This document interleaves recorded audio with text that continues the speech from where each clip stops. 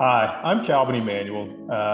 I'm a parent of a student at ASU at the Tempe campus. Hi, my name is Leah Doane. I am a professor in the Department of Psychology, and I'm also the area head for the developmental area of graduate training. So I always talk about the transition to college as this time of immense change and lots of opportunity, right? And so we think about this as opportunity for creating new relationships, pursuing new interests, but also a time of increasing independence. I think for parents, we were kind of left at home dealing with I miss my son, I miss my buddy, but it was somewhat of a difficult transition.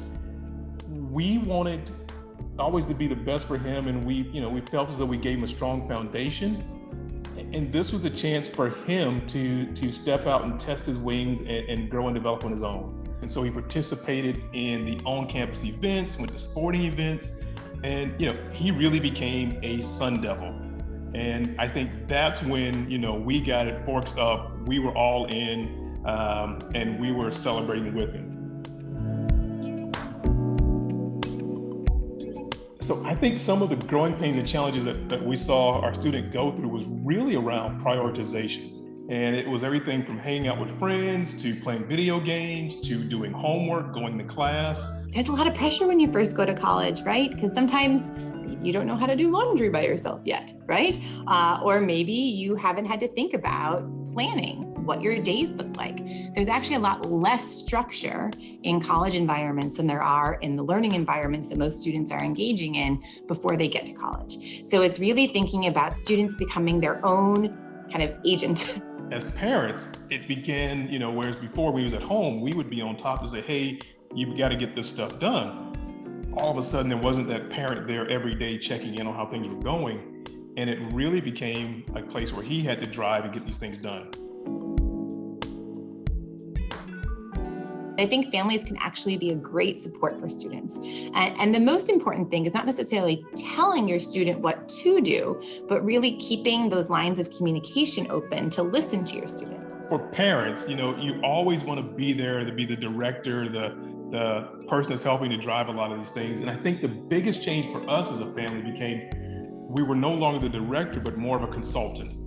When he's 17 hours away, that ability to fix things is not there. And that's where, his maturity kicked in and our ability to communicate and have discussions really became a key part to his overall growth and development. Sometimes it actually can feel overwhelming to figure out which one is for me or how do I access them. So when thinking about these resources, I think a really cool one that I like is the First Year Success Center, which actually are peer coaches. And so it's a way for students to connect with other peers who've been through what they're going through. But importantly, I want students and families to also know about mental health resources, right? If they do find themselves, feeling stressed and starting to feel more anxious, there are great resources here on campus through the counseling center, so counseling services or health services, or even the Well Devils that really promote students taking kind of a holistic view in terms of their well-being. I think some of the ones that came up for us that we, actually took advantage of and utilized was some of the ASU counseling.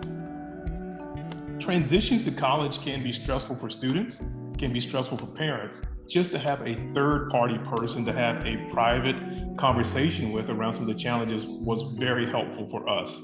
I think the other one that I have to plug is ASU Families.